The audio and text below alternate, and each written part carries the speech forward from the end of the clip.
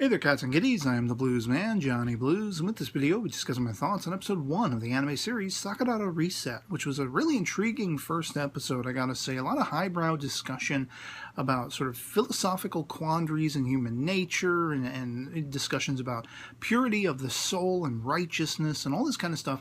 This is very much one of those series, going back to my spring 2017 sort of, upcoming anime reactions and interests video, where it's very much about sort of half of the inhabitants of this town that these characters inhabit are gifted with these interesting sort of supernatural abilities. One very much, as the title suggests, having to do with resetting time, in a sense. And very much this rests on the shoulders of one of the main characters we're introduced to in this first episode, Haruki. The other being Kei, this dude who gets a, sort of card left in his locker by this other girl, Sumire. They're all classmates in the same school, or at least schoolmates. And it seems as though after he's talking to a buddy of his playing basketball, maybe she wants to ask you out, this Sumire and everything. Meet her on the rooftop the next day, the following morning, whatever.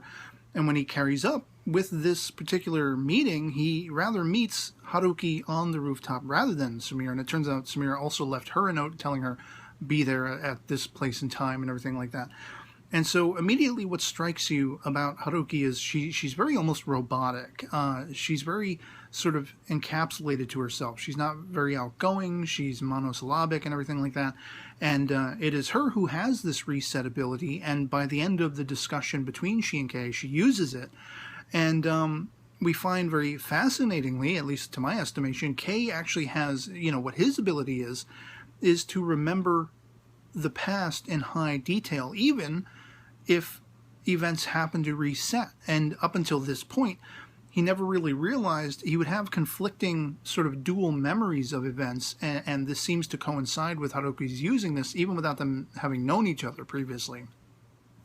Now, Haruki herself, she has a sort of three-level, rule base that it's self-imposed. She has created for herself, and a large chunk of this episode is getting to know why exactly Sumire wants to pair Kei and Haruki up, and that has to do with trying to help Haruki to a degree, try to understand her, get to know her. She's very lonely, again, encapsulated, internalized.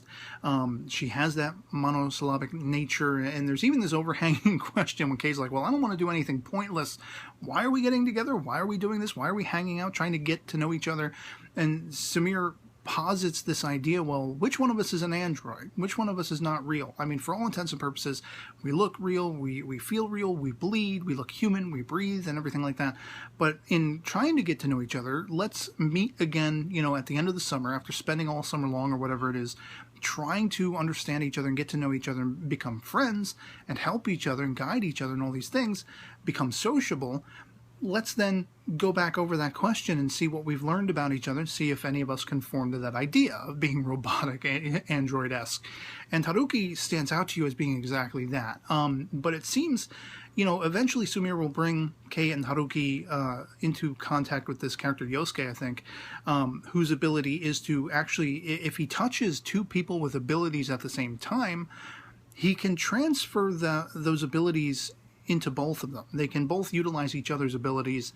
And so Kei and Haruki, after really getting to know each other, this is hearkening down now and trying to understand why Haruki is the way she is. And we find that she's had a very tumultuous kind of childhood. It seems that maybe she was abandoned, or maybe she didn't feel loved by her parents or whatever. I don't know if her parents are even still around. Her mother is still around. But she had a very sad life, and we see her calling back to, I think, the age of 5, where she finds a cicada dead on the sidewalk, and as a child she picks it up and tries to help it back into the tree. It falls back down dead, and this, makes her start crying.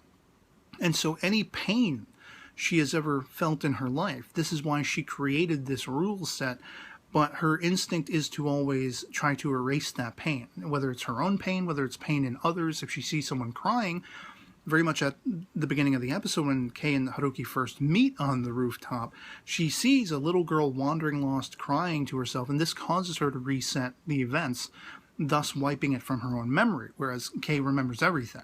It's just an intriguing prospect, because there is some discussion between Sumire and Kei about, who is the more righteous, the person who seeks to help people but gets some sort of self-aggrandizement, self-satisfaction out of it? Isn't there a level of being selfish, you know, in even trying to help people but feeling good about yourself for doing it? Or if you were to take someone like that and duplicate them without that sort of self-aggrandizement, self-satisfaction, and you created a being that would help people instinctually and not be seeking and not be rewarded emotionally in any way for doing so, wouldn't that make the duplicate the more righteous and everything like that? And it's kind of, you know, cutting a line around, you know, characterization around Haruki and Kei as far as being, you know, Kei is very much wanting to help. He's talking about wanting to help Haruki, try to understand her and all these things, and try to aid her to blossoming like a flower and becoming more sociable, becoming friendly and all these things. But first he must understand her, and you know, he's going to get some sort of self-satisfaction out of that. Whereas Haruki, we see, you know, eventually she follows up with this wandering, lost little girl who's crying to herself, and she decides to sort of instinctually dedicate herself to being there for this little girl. You know, first she has Sumire track down her mother and reunites the child with the mother, and then subsequent times she's hanging out in sort of the little kiddie park on the swing with the little girl and talking to her and getting to know her. And it's just all really kind of, you know, mind trippy. What exactly is going on? Because eventually Kei will kind of research who this little girl is, and he'll come to realize by her name that her name is the name of a little girl who died, I think, in childbirth, you know, like 5 to 7 years before. I forget exactly what the exact time period was. And we kind of leave off with him asking, well, then, if that's true, if this little girl died, who are you? And it's interesting because this follows on a discussion with Haruki and this little girl where the reason this little girl is so sad is because she feels like she's a fake daughter. Whatever the hell that means. Like, you know, is this maybe somehow she was manifest in the death of the original little girl? You know, I really don't know.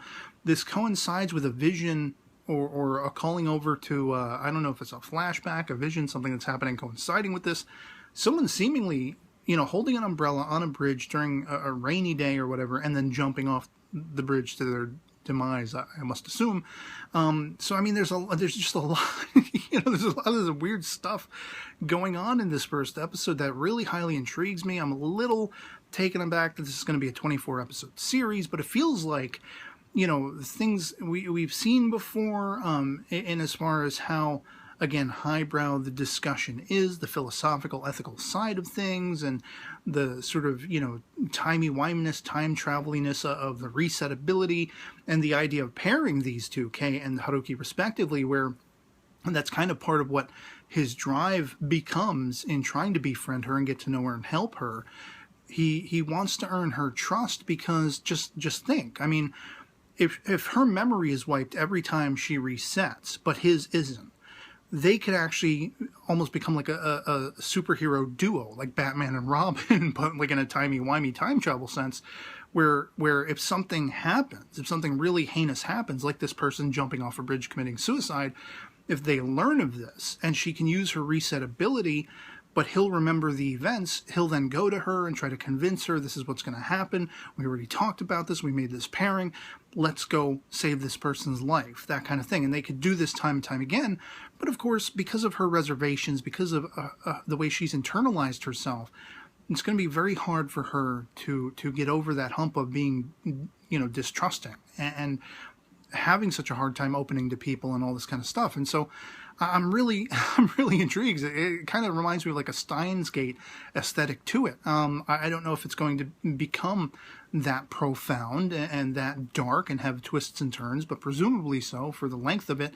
And so again, while I will likely not be discussing this series episodically, it's one I definitely want to stick with for a bit and see what they're going to be doing with it. And I'd love to hear from you guys in the comments below what your thoughts on the first episode were, if you thought it was kind of mind trippy and everything like that, and intriguing, or if it didn't really sit with you well at all. Anything goes in the comments below. Just love having that conversation. But yeah, we'll see how it goes, and that'll be pretty much it for me on this. If this video finds you well, and I'll catch you all later.